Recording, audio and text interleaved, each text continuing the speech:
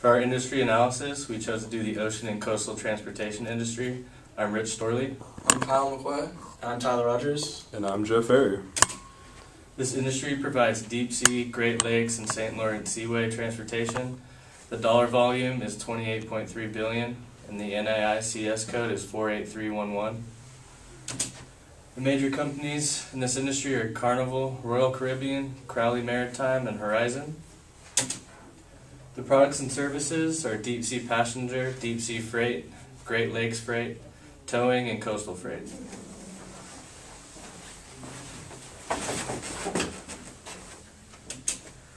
I'm going to talk a little bit about the growth and development of the industry. The ocean coastal transportation industry is a mature industry. The number of firms will remain stable over the next few years, and it's expected to grow 2 to 3% each year for the next few years.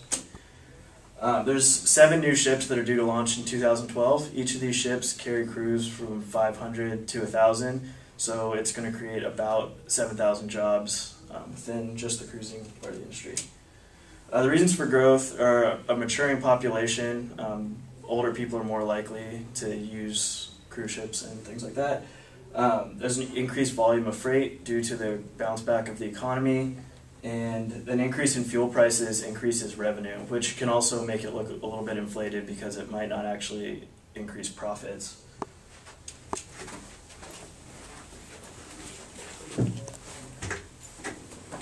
The economic recession had only a temporary effect on the ocean and coastal transportation industry, as it only had a 2.2% growth decline from 2007 to 2012.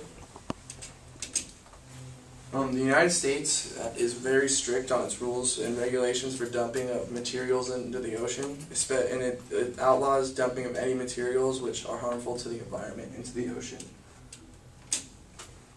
Technological advances over the past 50 years have greatly improved the speed and efficiency of ocean travel.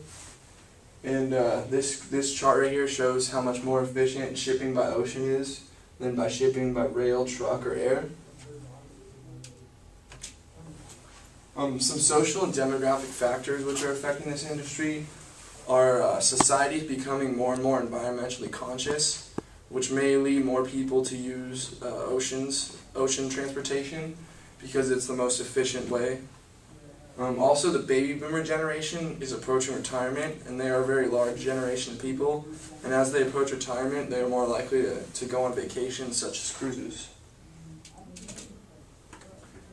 Cruise lines compete against each other for internal competition, and they compete on factors such as price of cruise, luxury, size of ship.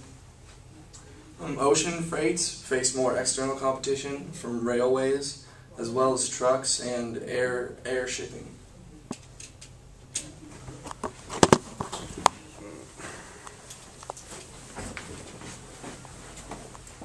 Alright, some customer characteristics. People of all ages and sizes of families go on cruise ships. And import-export companies, if you're trying to ship something over the ocean, you need to get in touch with one of these companies.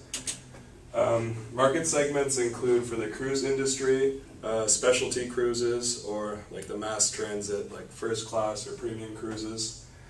For the freight services, there's things from freight for oil and tankers to tugboats to get boats going. Supplies are needed to sustain the ship because you don't technically go into port for a while, so you need a lot of food and water. Again, refueling is a large part of it. And that was our industry analysis on ocean and coastal transportation.